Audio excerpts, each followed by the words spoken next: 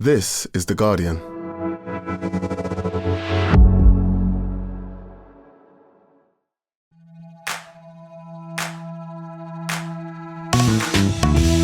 Hello, I'm Faye Carruthers and welcome to The Guardian Women's Football Weekly. Suzy Wrack, will you marry me? I'm not doing Erika Madsen. We have a two-time SJA women's sport journalist in our midst. We're all in love with the wonderful Suzy Wrack. More on that shortly. Anyone for Manchester City, Chelsea again? We have Champions League games to discuss as well as WSL matters. Arsenal have a mountain to climb in Europe, while the domestic relegation battle took another twist. All that, plus we'll discuss World Sevens, take your questions, and that's today's Guardian Women's Football Weekly. Da, da, da, da, da, da, da. Here she is. I have to say, whilst I was at Wembley last night, I'm normally at the Sports Journalists Association Awards every year. They are, if you don't know, the Oscars of sports journalism. And the absolute legend strolling along the red carpet, picking up her second award in a row for Women's Sport Journalist is Suzy Wrack. Congratulations. I could not think of anybody more deserving of that title.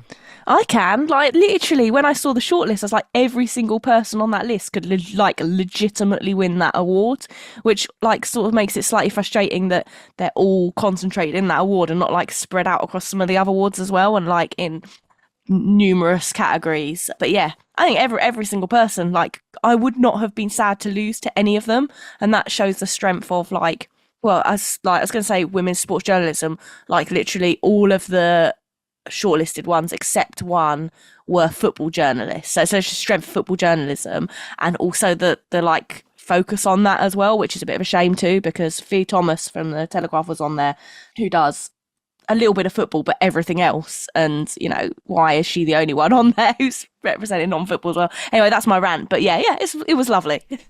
There's always a rant. I've come to learn that, but take your accolade. You were top of the tree as well, and everyone's absolutely delighted for you. And you're right, women's sport journalism is very, very strong at the moment, and more to come from other sports as well. But obviously we focus on football here on the Guardian Women's Football Weekly, of course. Jamie Spangher, how are you?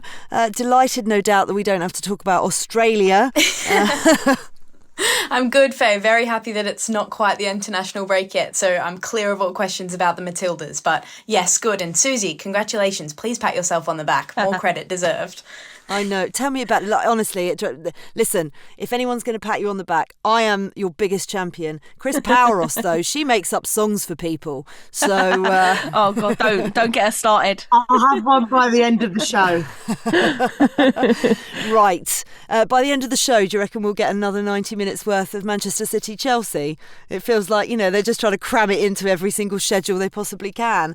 The blockbuster continued this week. 2 more episodes of this 4-part series. On Wednesday night, Manchester City hosted Chelsea in the first leg of their Champions League quarter-final. Let's dissect that first of all, shall we, before we go on to WSL matters. It finished Manchester City 2, Chelsea 0.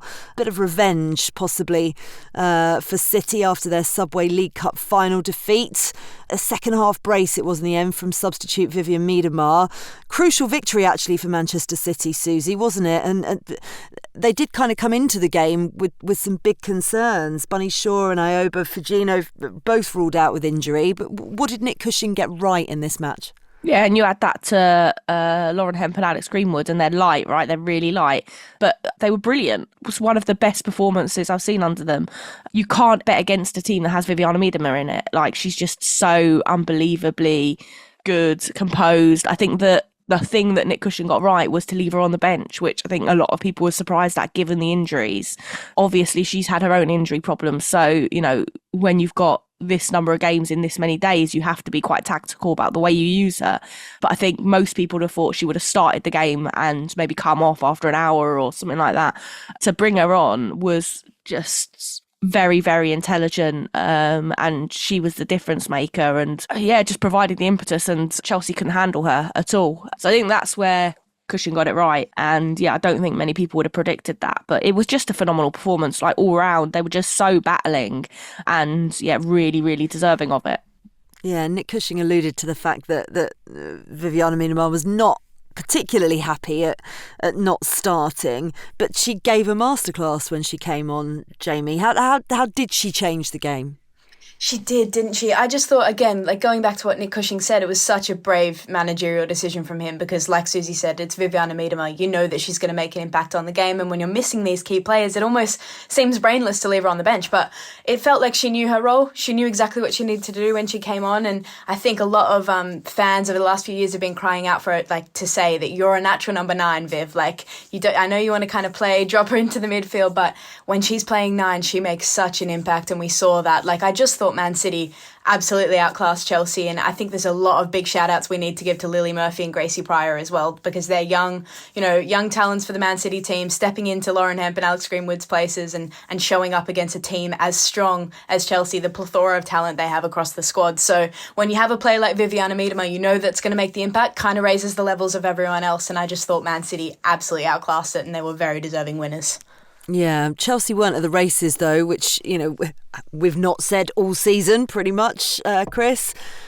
Bit of a mountain to climb for them now in the Champions League. Where did it go wrong? I mean, I suppose it had to happen sometime, is the first thing. And I also think, I wonder, because for me, the interesting thing about all of this has been the psychology of it. Like how do you really manage playing the same team 4 times in a row in so many sort of differently important matches? And given the Champions League really is their sort of holy grail, I can only imagine there was something of that in there. And also, but to see Chelsea kind of fall short at that moment is interesting, because I like it. It was nice to see that they're fallible from a sort of a neutral perspective. But yeah, I think that's what's been really interesting for it, is like what that sort of the chess match element of it. And I just wonder if the sort of the psychology kind of got the better of them.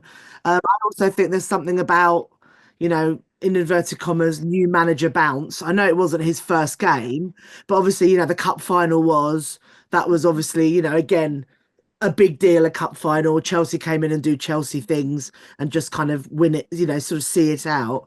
And then, Nick Cushing's a great coach. So he obviously saw what he saw in the first game and then did what he did in the second game. And then obviously, we've had the third and the fourth is coming up. I just love the psychology of it. That's the thing. That's what I'm here for, that kind of drama. I'm here for a little bit of Chuckle Brothers, to me, to you, because that's how it felt 4 days later, didn't it? They met again in the WSL, but Chelsea came out on top that time, so they've restored that 8-point gap over Arsenal at the top of the table. It finished Manchester City 1, Chelsea 2. Carolyn fired City into the lead. She was really impressive, wasn't she? It was a dominant first half actually from City, but Chelsea equalised straight after the break. Aggie Beever-Jones on the score sheet again, and then Erin Cuthbert with a 91st minute winner ended up winning the game. It was that cliched quintessential game of 2 halves, Suzy, this one, but how did Chelsea this time get the job done, and how vital was it, going back to Chris's psychology point, for them to get back to winning ways ahead of that last instalment on Thursday in the Champions League? Yeah, I mean, they needed it, right? Like, you can't lose 2 games on the bounce if you're Chelsea. Like, the fear is, right, you lose that first game and then it like triggers a pattern, and, that can like really impact your mentality. But City was so good in the first half. Carolyn was, you said impressive. She was like unplayable. Millie Bright couldn't deal with her. Niamh Charles couldn't deal with her. She was everywhere. And the first goal I just thought was really smart. The way it almost looked like she was going to shift onto her left foot and then struck it with her right. And I think that really helped wrong foot Hampton and Millie Bright. Like super smart. Obviously, everyone could see they should have been 2 goals up though. I think that will be the biggest frustration. But yeah, Erin Cuthbert and the depth of the Chelsea's bench for me is what won it for them. Yeah, let's talk about that, Jamie. There was controversy. Jess Park's strike disallowed just before the break. The referee had blown the whistle for a foul on Carolyn just as Jess Park put the ball in the back of the net. Nick Cushing said afterwards that the officials had apologised to him. They're clearly right to feel aggrieved, Manchester City, but how did the game, apart from that, which it's very difficult not to focus on that, but they've held their hands up to the mistake. What else can you do? How did the game get away from them? Yeah, look, obviously, like Nick Cushing and Man City fans, they're going to be upset, especially when the referee's saying we were wrong, because that apology, it's not giving you the 3 points back. And had that been a 2-0 lead, it's a very different game state. However, in the second half, Sonia Bonpastor has a very niche skill of being able to get her side turned into a completely new team in the second half, because they were unstoppable. And the stat sheet says it, Chelsea had 28 shots, City had 11, and Chelsea were very quiet in the opening 45 minutes. So it did feel like they came out after half time, and that's where they did most of their ball work. It did feel like Joanna Ridding-Kannerud was taking Naomi Lazell for a spin down that right side. As soon as she was switched on, the game changed on its head. She was absolutely terrorising the channel, and I just thought it was completely like that cliche of two halves, because Chelsea did all their work in the second half, and I do think they have a very strong mentality. So had that been 2-0, maybe they turn it around, because they had the complete momentum. I don't think City had answers for them, and it goes into that question we've been speaking about for so long of their squad depth, and what Sonia has to work with is so incredible. The talent on their bench, the players that they can bring on, it's different. If you can just not start Erin Cuthbert, she's a player that probably starts in every WSL team. You decide to play her on the bench, and then she comes on, she scores a header. She's a midfielder doing that as well. It's not like she's a striker. It just goes to show she has the players that she can ride out these games with. So had it been 2-0, I still think Chelsea come out. Maybe they don't win, but they do get it level, because that second half, it was just they were all over them. Yeah, they were. And to be honest, the reason they didn't get more goals was Chiara Keating, Chris, because she was incredible, just stopped absolutely everything. She's had a really difficult season as well, which kind of makes that performance even more impressive. Yeah, absolutely. And I really rate her. And actually, I think she's kind of, nailed on to be England's keeper for many years to come. So not seeing her start very much this season has been tough, but then to be called back into a game like that and perform in that manner, you've got to give her all her flowers. And she'll be first name on the team sheet for Thursday for sure. And I did feel a bit sorry for City, to be fair. But you don't blow the whistle. Apologies or not, you do not blow the whistle at that moment. But the whistle was blown, and actually Hannah Hampton didn't respond. So it's not like you could have done anything with that, because the whistle did blow. But I would be very aggrieved as a Manchester City fan, because as Jamie said, at 2-0 you do have a completely different game. But yeah, again, to give Chelsea their dues, they absolutely killed it in that second half.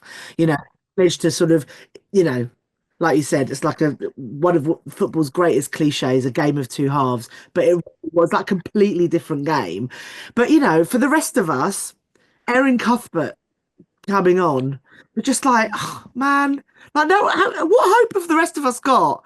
And honestly, everything shone out there, the experience, the sort of big gameplay, all of those things to get herself in that position, to such a commanding header, to kind of get in between. It was terrific, and a really good way to win the game, and perfect drama in the last minute and all the rest of it. It's the things that we love. Yeah, and it perfectly tees up Thursday's Champions League decider, doesn't it, at Stamford Bridge.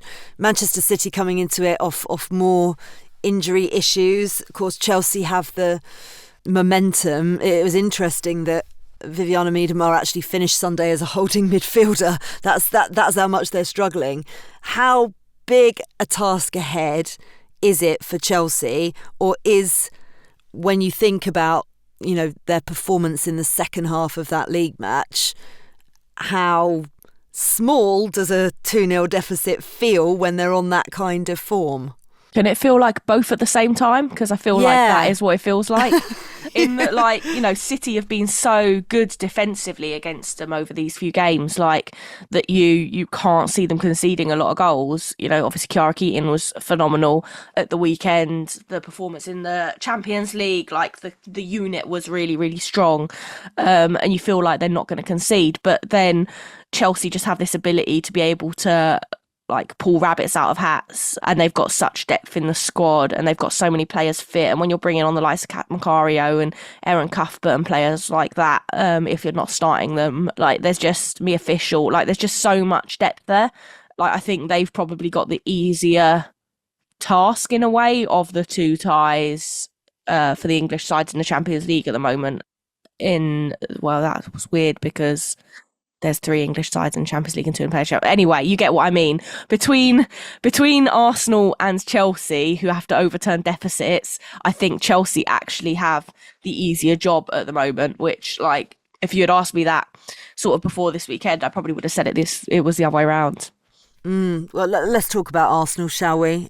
It was, a trip to Real Madrid on Tuesday night, full of hope and belief and mud. Well, listen, we're going to talk to the pitch. I missed a trick in my intro of saying we'll talk about the pitch sitch, but to be honest, I was so annoyed about it that I couldn't even make a joke about it. Do you know what? Let's start there. I was going to start on Arsenal, but I think really the story of the match was the pitch. Who wants to take this on? Jamie, you go. I feel like you're going to be measured. If possible, I don't know. Why should we be measured? Why should be? It's ridiculous. Yeah, I'll try my best. I was actually at the game in Madrid, and honestly, like I walked out and I was watching these players warm up, and I honestly wanted them to stop warming up on the pitch because it was just getting torn up in front of my eyes. The torrential rain in Madrid, I think it was something like if the rain had stopped that day and it had been sunny for the rest of March, it was still like the wettest March in Madrid history. So rain was pouring down. But at the end of the day, right, that's not an excuse. Like there is weather, there's conditions in football. But when you have a team and a club as big as Real Madrid performing on that pitch in a Champions League quarterfinal, it goes without saying that it's just not good enough. Like it's not good enough. It's also important to note it's men's international break, right? Like the Bernabeu Stadium is sitting empty right now. They had a game on March 3rd, and I don't think they have one till the 20th, I can't even remember, 30th or something. So it's like a very big break where they don't have a home game, the men's team. And the president of Real Madrid has obviously come out and said in the past they're not playing there until they win a league title. And when you're going up against Barcelona, it's not really the easiest task. So it's just so disappointing from like a football fan that just to look at a club like Real Madrid, we've all kind of grown up watching them. They're a powerhouse and they have no value for their women's team because they're playing in mud. I remember like Emily Fox went in for a challenge and she slid like all the way back to North London. It was insane. Like the pitch was just awful. So it was disappointing. And I asked Renee Sliggers about this after the game. I said, like, how do you feel? As someone who obviously is the head coach of Arsenal, you play at the Emirates Stadium, how do you feel that Real Madrid have a refusal to play their game at the Bernabeu? And she said, like, she gave a very measured response of, I trust UEFA will put the best decisions forward. But I just want to raise what Sonia Bonpastor said because she was asked about it and she like was so frank and honest about it. And she said, that's what happens when you're a woman in life. You have to say things again and again. So we're so used to that, but sometimes we're just fed up. And it's true. Like, it just wasn't good enough and it was hard to see. But yeah, look, I think we can talk about the pitch. We can also talk about performance. But in terms of that mud, gosh, I was not happy about that. No, do you know what? Even just hearing Sonia Bonpastor say that makes me so cross. It feels like you're banging your head against a brick wall and eventually the bruise is like, oh, it's too much now. Like, it's ludicrous. What do clubs and UEFA need to do, Chris, to ensure player safety, listen to people bashing their heads against the wall? Think about how many regulations there are to play in European football. You've got to have X amount of space for journalists. You've got to have this much car park, which is absolutely correct, right? It's the biggest club competition in the world. But it's really basic to not have a pitch that you're going to slide back to North London on, get your studs caught in, and basically not be able to play football as well. The ball, you couldn't get the ball further than 4 yards unless you hoofed it. And that's not what we're used to. Look, yes, football was played like that once upon a time, but it's not played like that anymore. And there are facilities and conditions, exactly as Jamie's just said, that mean that you don't have to play football like that. And I think it's a stark reminder, no matter how long we think, that the game is developing and, there's all, so much quality. I think you've got to give so much. I look at that and I just think give so much credit for those brilliant women athletes who in such a short space of time have developed the game. So it's such high quality despite all of the impediments that are thrown in their way, including, for example, the state of the pitch last week. Honestly, and like you can forgive the rain, right? Like the rain was exceptional. It was bad. But like you read about watch the video of the Bernabeu pitch, right? Like their state of the art pitch that literally is like split up and then goes underground into, to quote Google, an underground warehouse called Hypergeum, equipped with ventilation, air conditioning, lighting, control and irrigation systems that can set up ideal ambient conditions to preserve the grass. It's also got a retractable roof, right? Like it is a pitch like that you just would not have the same problem with, even with the rain. So like it's absurd that that's not being used. And like for Real Madrid fans or fans of other teams who are like, oh, you're just annoyed that Arsenal didn't score. I'm not being funny, but they got the injury off that pitch. Like Melanie Newpolz is out for the rest of the season, having torn her MCL, right? It's disrespectful to the Real Madrid players as much as it is to every other team that has to play on that pitch, which is usually quite a nice pitch, but it's a small pitch. It's really awkward to get to. It's, not the best conditions. Yes, they don't fill it, but like put it in the Bernabeu, treat your like one of your best products as if it is one of your best products, and then fans will do the same and will go and watch it. Like you put that game on in the Bernabeu and you will guaranteed sell significantly more tickets than you do to the much lesser stadium that it's put on in, and that's what really annoys me as well. Well, yeah, but we're in Spain, aren't we? So let's just make everything as difficult as possible. The venue, the pitch, life. I'm not laughing, by the way. That was a sarcastic laugh, shall we say. Easily the worst venue in the UEFA Women's Champions League, according to producer Sophie as well. And you're right, it's got nothing to do with the result, the complaints about it.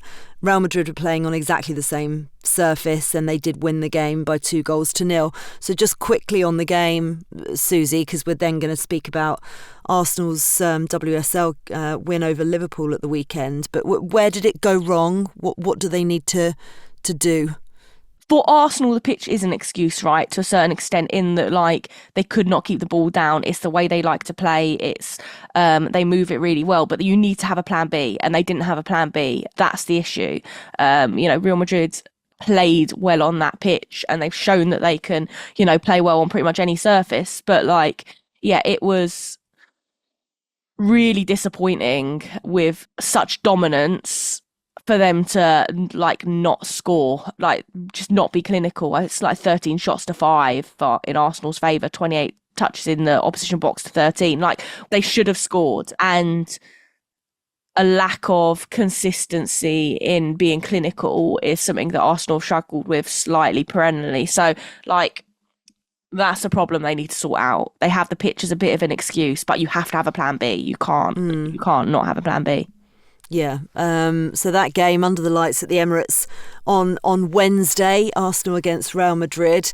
And Arsenal were back at home to host Liverpool at the Emirates in the league on Saturday afternoon. And you say they've perennially struggled, but they certainly didn't for goals in the WSL. Caitlin Ford, Mariona Caldente, and a brace of own goals for Jasmine Matthews. What changed from midweek, Jamie, do you think? And of course, you have to remember that it was Liverpool who dumped Arsenal out of the FA Cup just a couple of weeks ago. Yeah, it was a completely different game to that Meadow Park one. It was a completely different game to the one in Madrid. I feel like the pitch is obviously, we're going to talk about that because it's inevitable that we do. Arsenal have scored 4 or more goals in their last 6 home games. And that's something to say about their home dominance in the league, but it's also something to say about the Emirates Stadium because it was a different game. I thought that Renee Slager's ability to look at that FA Cup loss and really adapt was so impressive because that FA Cup loss, obviously, again, speaking about the pitch, was a bit bumpy, and that really played into Liverpool's strengths, right? They're so aerially dominant. They win the most aerial duels in the WSL. So Renee Slager's in this game, you could tell from minute 1, they were targeting the channels, they were playing low balls, and it had a lot to do with the wingers. I thought Chloe Kelly was phenomenal. She knew how to read the game state, very intelligent footballer. But it felt like Arsenal had the game plan. They said, we're not going to play it over the top, we're not going to play it in the air, we're really going to dictate the channels. And something I found really interesting was, I've been saying the last couple of weeks, I thought that this Liverpool game was a perfect curtain raiser for the Real Madrid game on Wednesday because they play quite similar football. They're really strong in transition. I think Olivia Smith is such a similar profile to a player like Linda Caicedo as well. Really direct, really good with the ball at her feet, really quick on the counter-attack. So it felt like if Arsenal were able to manage this, they kind of have the recipe for what they need on Wednesday. And they did just that. Like, Liverpool didn't really have the answers at all. And I think what I saw the most from Arsenal was that opening 30 minutes was the strongest start I think Arsenal have had all season. The intensity was just raised. There was so much tenacity in the team. So I think Renee Slager's got it right. And it was such an attacking lineup, right? Like, you have Mariano Caldente in the double pivot. That's risky, but it really paid off. So it'll be interesting to see whether that translates across. But yeah, I thought it was dominant. I don't think Liverpool had a shoe in. They didn't actually have a big chance. So yeah, great performance from Arsenal and a great response. Yeah, Renée Slager's actually said afterwards that they've got to make the intensity of their performances a habit. It can't just come in and out, can it? And you mentioned Amber Whiteley, you know, she was disappointed. Obviously, she's had a great run since she's taken over as on interim charge. But the game got away from her side in the first half, really. Was it a reality check? Is that, you know, too simplistic to say, Chris, or it just came up against the better side? I think probably the latter, because I think Liverpool have been there or thereabouts the last couple of seasons, and it's just about what it's going to take for them to push on. But, you know, I know you've spoken about this, but I do think there is something about how they do push on, given they've lost the likes of someone like Matt Beard because they're not making the commit. Well, who knows if this is the reason why, but you can hypothesize that it might be because they're not making the commitment to what they need to push on. But I mean, Arsenal are also a much better side, and they're probably hurting from midweek. They want to make sure that they push on into tomorrow night's game. You know, those days at the Emirates are like a big party for everyone as well. So I think there's something about having your home crowd, and, you know, there was in amongst all the WhatsApp groups that I'm in, slight sort of begrudging sort of delight at the big sort of rainbow, you know, sort of fireworks that they threw up before the game, you know, flanked by their sort of, you know, love is love banner. So there's just something about what those game days, particularly WSL game days, are like at the Emirates. And, you know, that intensity kind of follows from that. I say it every time, but Mariona Caldente, what a player. I mean, like, you know, yes, she bossed it, but just the take for her goal as well was just wonderful. I just think she's terrific to watch. And they showed their intent. And I think part of that was the intent for tomorrow night. I do think it's interesting, though, that Madrid beat Barcelona for the first time. So they're showing their intent as well. So I think we're in for a tasty fixture tomorrow night. Yeah, it's going to be fun, isn't it, on Wednesday at the Emirates. Right, that's it for part one. In part two, we'll look at the rest of the WSL fixtures for the weekend, catch up on the latest in the Championship, and we'll discuss the new World Sevens tournament.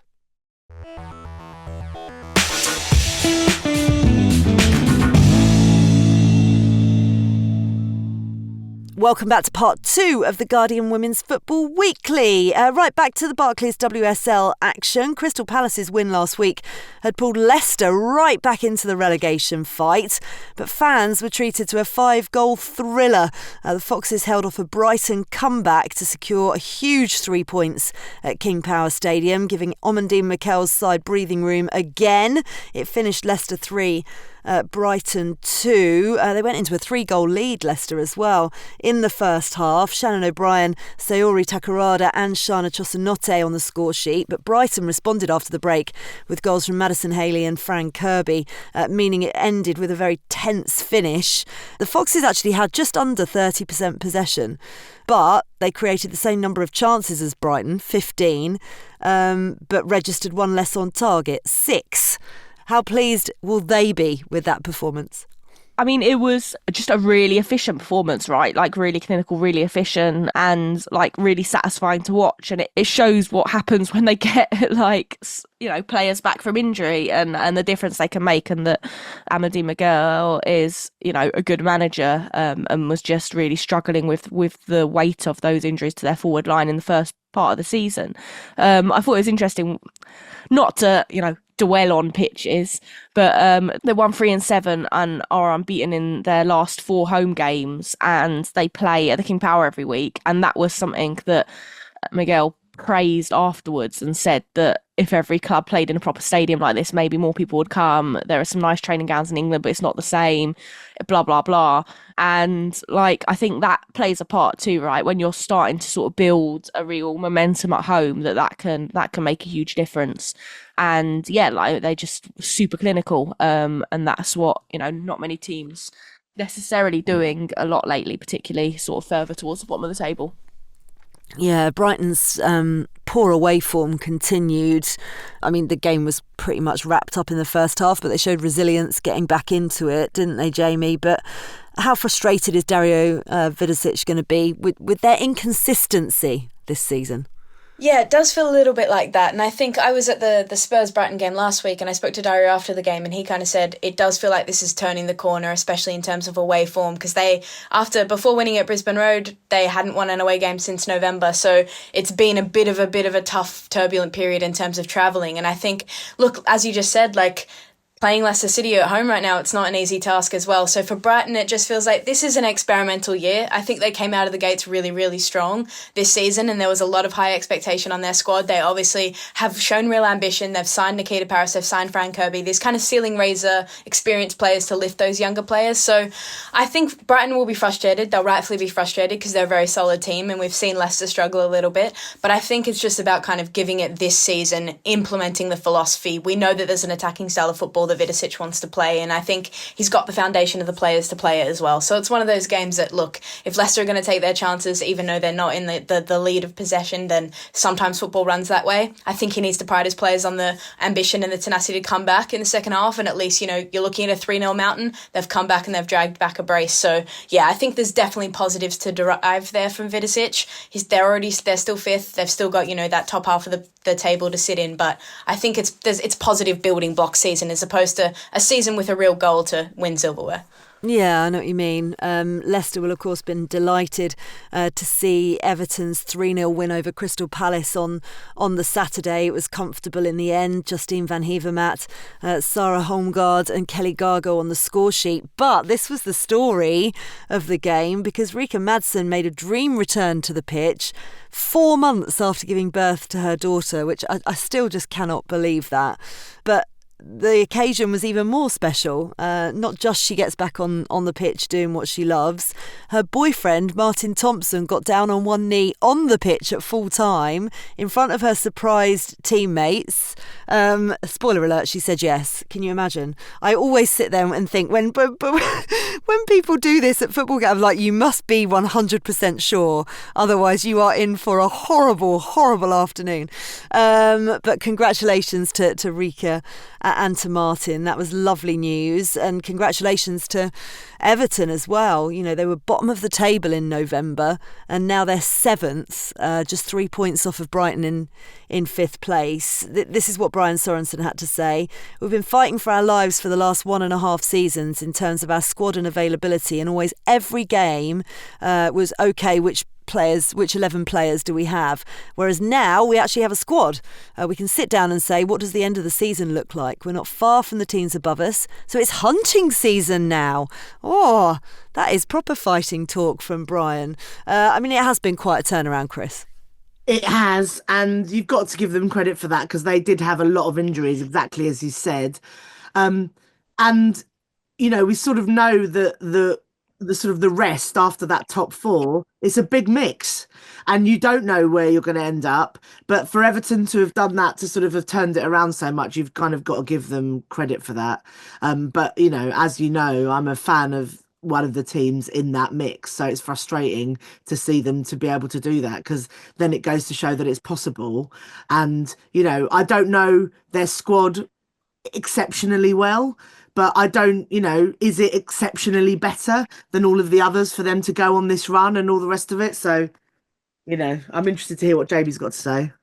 I just wanted to say one thing. I think that if you had started the table in November, Brian talked about a turnaround, they'd be sitting 4th right now. They'd be sitting above Manchester City. So it's been an absolute rout of a couple of months for Everton. So I feel like they just deserve all the praise in the world. Yeah, absolutely. Crystal Palace, though, are going to be so disappointed, Susie. They had momentum from the previous week. It looked, we talked about the relegation battle and how it was going down to the wire. I mean, we'll talk about Villa in a second. They have got a lifeline, but could they potentially see this game as the one that got away in their fight to avoid the drop? Or was it always going to be this way because of Everton's impressive form?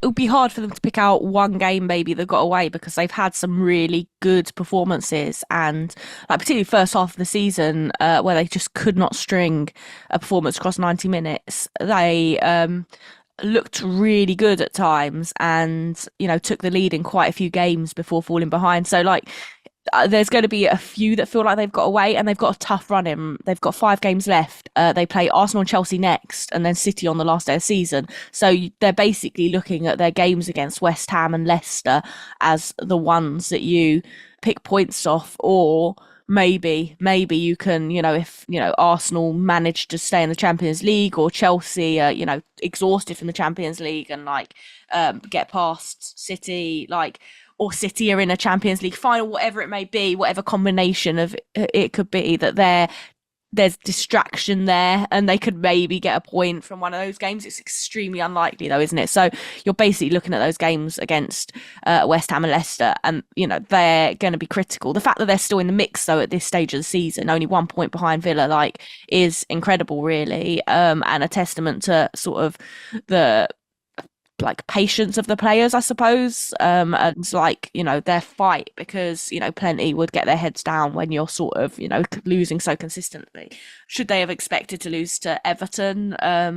Given the form that Everton have been in, I think it's not a huge surprise, but the quality is there in the Palace squad to offer a little bit more than they did in that game.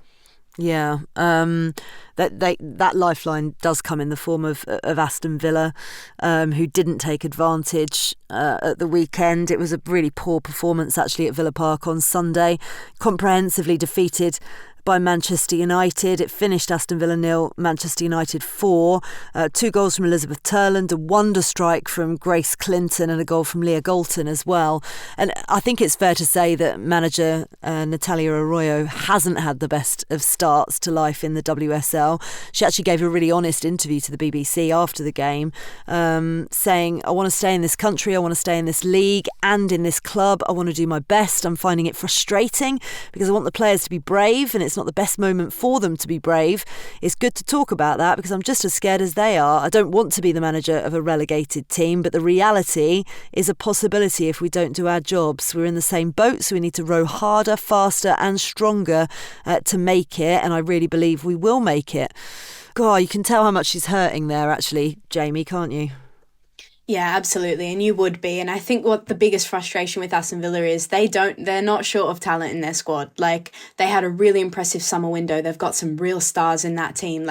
Gabby Nunes they brought in. She's an exceptional talent. We know what Rachel Daly can do.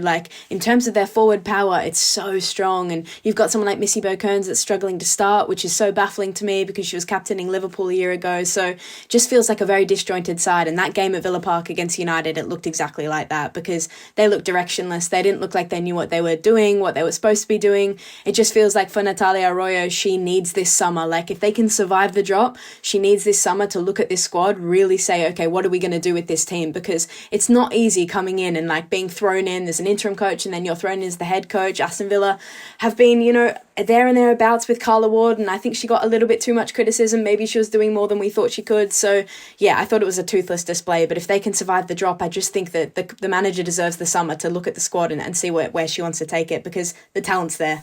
Yeah, it is, without a doubt. Quick word on Manchester United's performance. We know the talent's there, Chris. But, quite important that they got back to winning ways, obviously looking for that Champions League spot for next season. I mean, it was pretty comprehensive as well, I mean, whether United were excellent or Villa were sort of, a bit clueless, probably a bit of both. And I think there was a real show of intent there, and it was away from home as well, wasn't it? And to go and do that away from home, and as you say, comprehensive, and it could have been more. I know I watched Grace Clinton for a season, but she is supremely talented. And it's not just her technical ability and her ability to see a pass. She's aggressive and determined as well. So she's got everything you want in a midfielder. And that goal just about summed her up because she did have a little tug of the shirt. You know, she might have got pulled back, but also you've seen her not pulled back and then just, you know, spotted the keeper off her line like she's clever enough. She's got the technique. It was a terrific goal. Terrific goal. But I don't think, just for the record, it frustrates me equally that Manchester United are doing this well, given all of the talk from their owners about how little they value the team. And there's just all of these people who value their women's teams and are doing all sorts of things to try and develop and drive and all the rest of it. Then you've got Man United going, oh, we don't really care. And then somehow they're still motivated to go out and do that. I mean, you've got to give those players credit, to be fair. Yep, without a doubt. And I'm so sorry, but we are going to talk Tottenham next. But let's focus on West Ham because they continue to impress. Brilliant 2-0 win for Rhian Skinner's side in Dagenham. An own goal set things off from Josephine Rybrink. And then it was a last-minute free kick from Vivianne Miedema. And actually, it's the first time West Ham have won 5 Barclays WSL home matches in a season, which is just brilliant. And they're turning Dagenham into a bit of a fortress, Suzy, which is impressive. Do we need to be paying a little bit more attention? I was actually at West Ham's training ground the other day, and I know they've now moved to Chadwell Heath from Rush Green. But you know, we need to stand up and pay attention to what they're building in East London, don't we? Yeah, I mean, I think we've said like all season that like the quality of the squad is there, right? Like they've got a really good balance of sort of quite seasoned senior internationals and then newer players and younger players. And like the quality is there for them to do really well. And if anything, they're sort of underperforming to the level of quality they've got on the pitch in a sense, which like is sort of testament to the squad that's been built, and maybe the recruitment of players has been quite shrewd, I think, in that respect. And you know, not the most attractive proposition. I don't know how they're doing it, how they're bringing in such great internationals. Like, is it like wanting to play in London? Is it Rhian and the, you know, what she's able to offer players? Is it what the club is doing?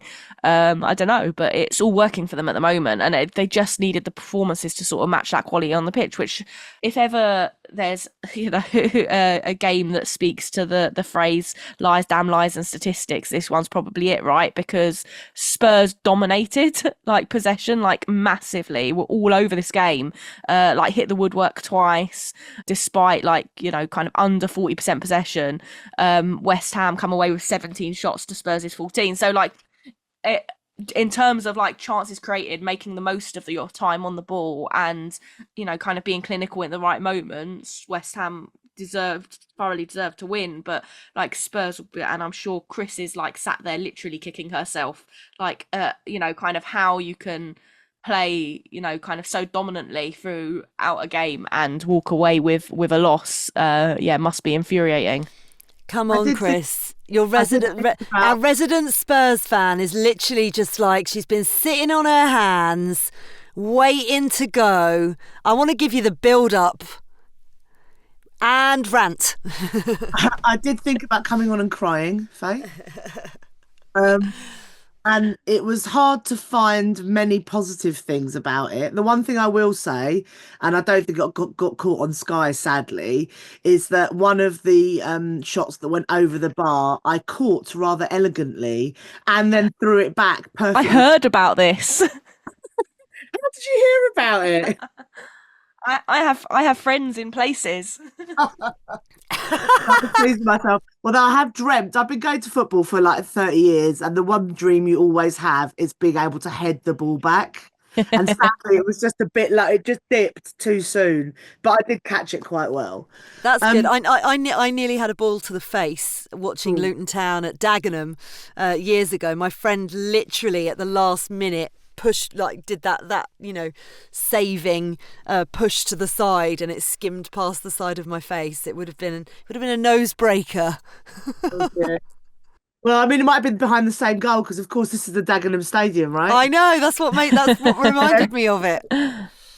But look, the team look like they're hurting too, as well as us.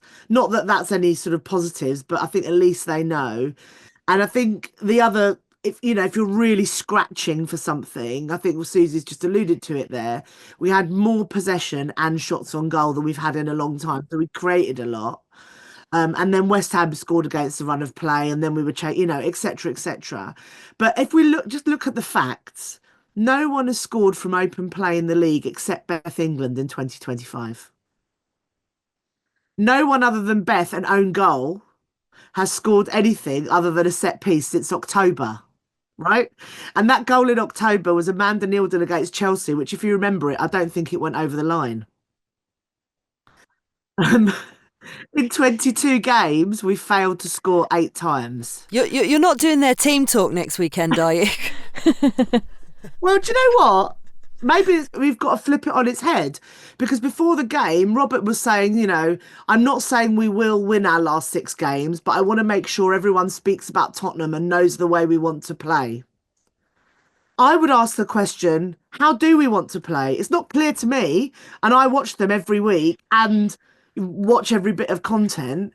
There's no consistency in the team. It feels like we're just using the games to try stuff out.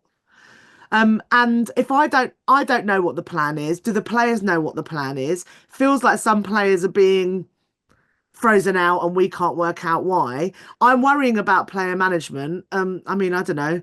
I hear Nick Cushing might be available at the end of the season. Listen, this is running through the whole club. I keep mentioning this. They keep talking about this identity that nobody's still seeing. And look at where both teams are in their respective tables. I find it bonkers. Anyway, I'm not a Spurs fan, so I can just watch from afar and sense your frustration, and as your friend Chris, feel empathy for it. Let's look at the Championship, shall we? I mean, what an we're going back to the days of celebrating attendances, which I'm hesitant to do, but equally, this is quite incredible because the new attendance record set in the Barclays Championship. St James's Park hosted the first Tyne-Wear derby in its history. 38,502 fans turned out to watch Newcastle United beat Sunderland by a 1-0. Shania Hales settling the match. Look, I don't want to go back to those days, but I think that deserves another round of applause. We've given 3 now. If we give 1 to Newcastle. Suzy? Oh, Suzy's not happy. Well, it's brilliant, and I'm really happy for the fans that the women's team is being taken seriously and invested in, and those players deserve it, those fans deserve it, and the way they've embraced it is brilliant. But I do think we have to this is prime sports washing, right? It is literally why they do it, you look at the conditions for women in Saudi Arabia and then what they're doing with Newcastle women's team to kind of paint this image of beautiful equality. It is prime sports washing. I don't think it can be mentioned without that. It's so good for the fans and stuff, and so good for the players. They deserve to be paid well. They deserve to be looked after and be given the best. But this is the cost of it, and I struggle with when we're talking about the men's team as well, and the League Cup win, which again, you watch those scenes of those Newcastle fans celebrating for the first time in however many years, and it's wonderful for them. But at what cost, right? Is this what we have to do to have upsets and exciting things happen? Surely there's a better way. Sorry, and I'll stop ranting for the rest. Don't apologise. This is exactly why you are Women's Sport Journalist of the Year 2 times in a row, because you speak so eloquently on it, and it is vital that you mention these kind of things. It's really easy from the outside to look at that and say fantastic and amazing things are going on, but you've got to go and dig deeper and look at the context around it, and you're exactly right to highlight it. And we can balance, it deserves absolutely. praise as well, right? The fans that are going out and showing their support deserve the praise too, but we've got to have that that balance of this, this is why as well. Yeah, 100% agree. Birmingham City's lead narrowed to just a point at the top of the Championship table. They were held to a draw by Charlton. London City then took full advantage of that slip, beating Sheffield United by 4-0. Blackburn earned a big point against Bristol City at Ewood Park. They stay 10th. Another important point, though, gained by Portsmouth. It was a goalless draw against rivals Southampton, seeing them open up a 3-point gap over Sheffield United, who stay at the bottom.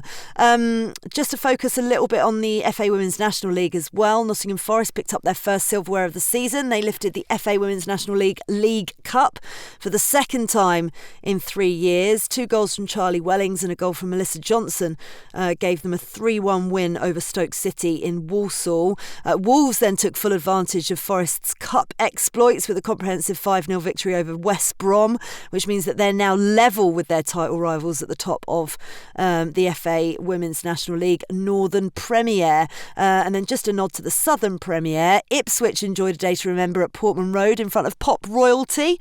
He might as well just have a bed at Portman Road. He's always there, isn't he, Ed Sheeran? 11,000 coming out to watch the Tractor Girls beat Plymouth by 3-1 to move to the top of the table. They leapfrogged #United, who were beaten 2-0 by Gwalia United. Things equally tight in Division 1 as well. Cheadletown Stingers and Middlesbrough are neck and neck at the top of the North Division. The same goes for Loughborough Lightning and Northampton Town in the Midlands as well. Real Bedford maintained their 3-point lead at the top of the Southern East Division, the South East Division, should I say, with a 4-0 victory over Chesham United. And one division champion was decided on Sunday. AFC Bournemouth gained promotion to the 3rd tier with 4 games left to play. An impressive season for them. 2-0 victory in the end over Bristol Rovers in the South West Division 1. Saw them lift the title in front of a record crowd. 7,000 watched that at the Vitality Stadium. Right, listen, big news last week. It was announced that a new World Sevens football competition has been established. Chris already has her head in her hands and shaking her head. The inaugural edition of the lucrative, of course, new 7-a-side Global Women's Football Series is going to take place in Portugal from the 21st to the 23rd of May. That's the 4 days leading up to the Champions League final in Lisbon, by the way. The 2 finalists in that won't be involved. Let me just give you a little bit of detail for it. So there is a commitment to invest $100 million from the co-owner of Gotham FC, Jennifer Maxey, with $5 million of prize money available per event. The winning team is going to receive $2.5 million. And the organisers are being guided by a player advisory council with the likes of Tobin Heath, Caroline Sager, Anita Asante, Kelly O'Hara and Laura George on it. The 8 teams involved in the first event haven't been confirmed yet. A different set of clubs will then compete in the second event in November and December, which is going to be held on a different continent. I'm going to come to you in a minute, Chris, but we haven't heard from Jamie for a little bit. So what did you make of the news, Jamie? Yeah, look, I think there's 2 sides to it. I think it is just, like, from a critical point of view, it's a means for the rich to get richer, right? Because I don't really see clubs like in the Championship, for instance, in England, getting invited to this tournament. A lot of money is going to go to the winners. And I just think, like, whether it be they need to implement a guidelines, because it is very obvious that when things like this come into weight, especially in women's football, it's a money grab for the clubs that already have a lot of money. I think it's just going to hand a lot of, the weight into the pockets of people that already have it. And I'm not really a fan of these kind of scheduling issues we talk about. It's being held before the Euros as well. Obviously, a lot of players in top clubs are going to be going to the Euros. To play devil's advocate, like I spoke to Mark Skinner about it last week, and he said, look, I think it's really good for the players that aren't going to the Euros. Like, it gives them a little bit of competitive advantage in the summer. They can go play a fun tournament. I think the whole ethos of the tournament is that players love playing 7-a-side. So I can see it from a fun point of view, but again, I don't agree with the premise, because I just think at the end of the day, of course, Manchester United are in favour of this because it's going to put money in Manchester United's pockets. So, yeah. Chris, I can't wait to hear what you have to say, honestly. The first thing that sort of worries me, not to say that FIFA or UEFA are like anything great, but this is operating, it's sort of positioning itself as a disruptor, but it's operating outside of current sort of governing body standards. So it feels like a land grab. And if there's money for this, as Jamie said, then why not invest in the development of the game properly? Because there's no development angle. It's just a sort of privately run showcase, 7-a-side matches, rolling subs, you know, and not much transparency right now in terms of what players are signing up for. So when I was thinking about this, when we said, you said yesterday we were going to be talking about it, I was like, okay, so who's going to benefit? So the elite are going to benefit, not the game.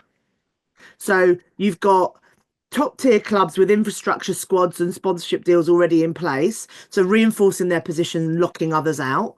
There's no route in potentially for, because we don't know how it works. There's not going to be a route in for other clubs. It's invitation only. And you're widening the gap, not just in performance, but in investment, visibility and growth. It's about brands and not players. Because if it was about the players, regardless of what Mark Skinner said, you wouldn't schedule it 6 weeks before the Euros. You're putting and potentially putting pressure on internationals to play, because why wouldn't, if it's going to be a showcase event, you want the best players there. We've got a well-known ACL crisis. Like what are we actually doing there? It's not clear how players are going to be paid or protected. We've got no details on insurance, medical care, and whether clubs are contractually obliged to release their players.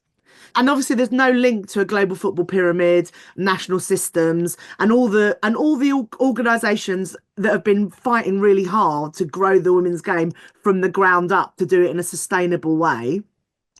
And from a fan perspective, what does it mean for my club? How does it fit into a wider vision for the sport, etc.?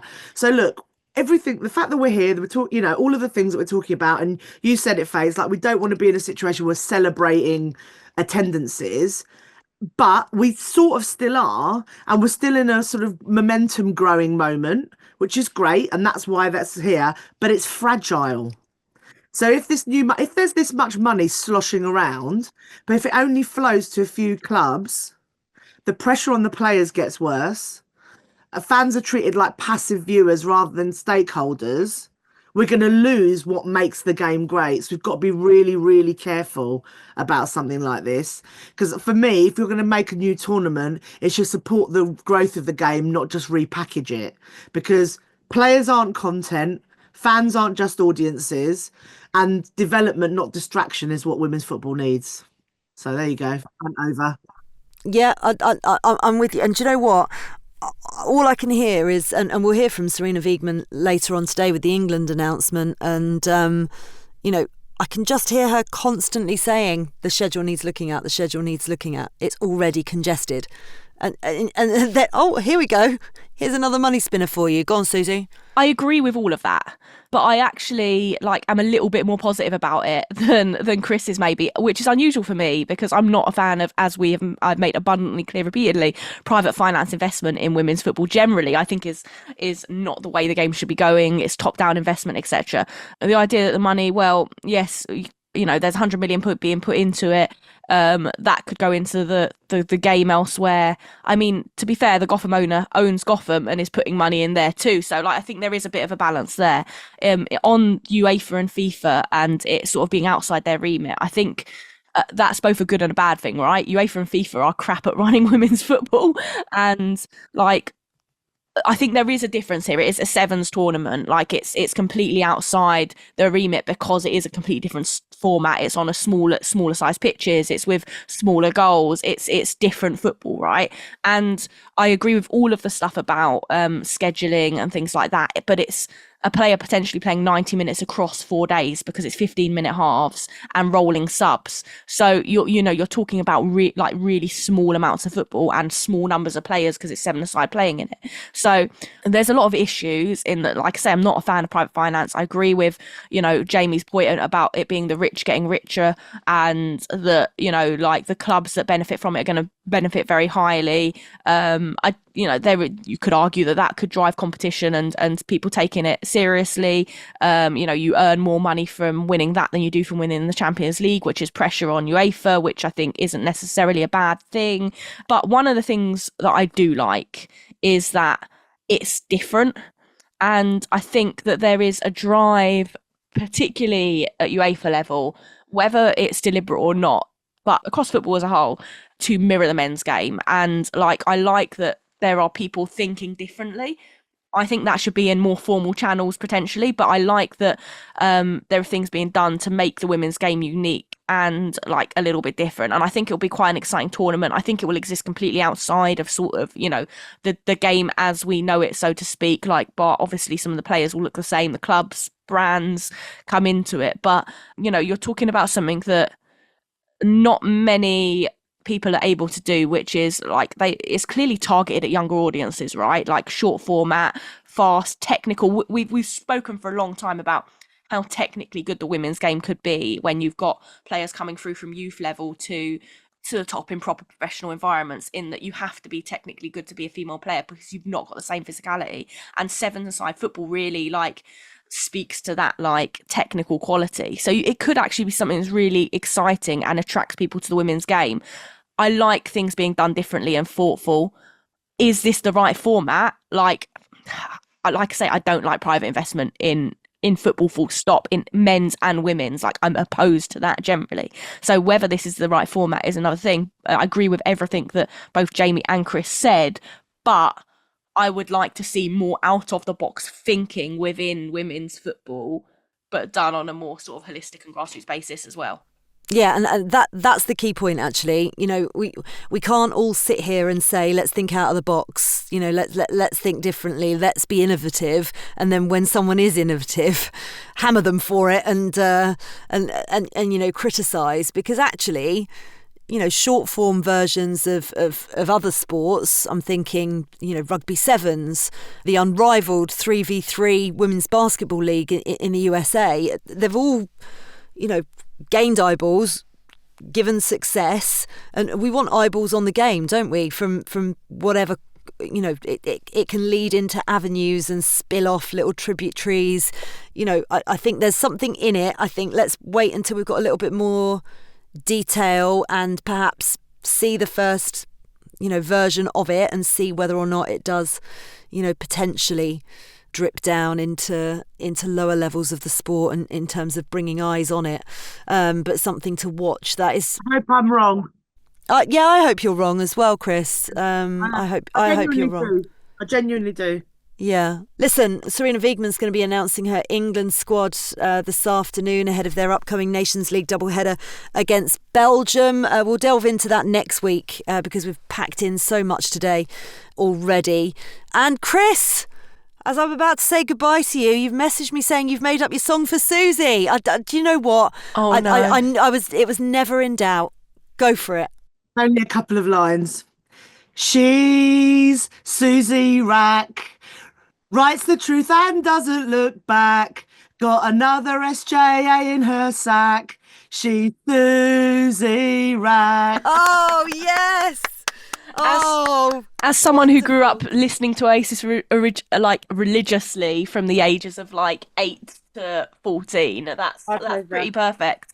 Oh my God, you really, really have to have, you know, a sideline of the many hats you wear, Chris Paouros. I'm most impressed by your coming up with random lyrics hat for sure. It's lovely to see you as always. Keep being positive on Spurs. Do my best. Nice to see you all. Jamie, lovely to see you. Thank you, guys. Lovely to chat with you all this morning. Suzy Wrack, you are electric. You are a wonder. We love you very much. Congratulations. Have a good week. Cheers, you too. See you around at some point, maybe in the future. Yeah, you two are a different band, by the way. Just saying.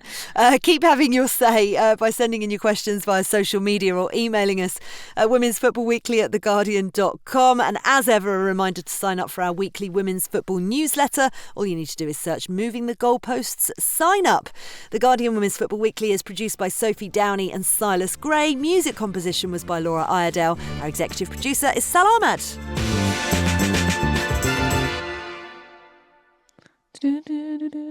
And now I've got She's Electric stuck in my head. This is The Guardian.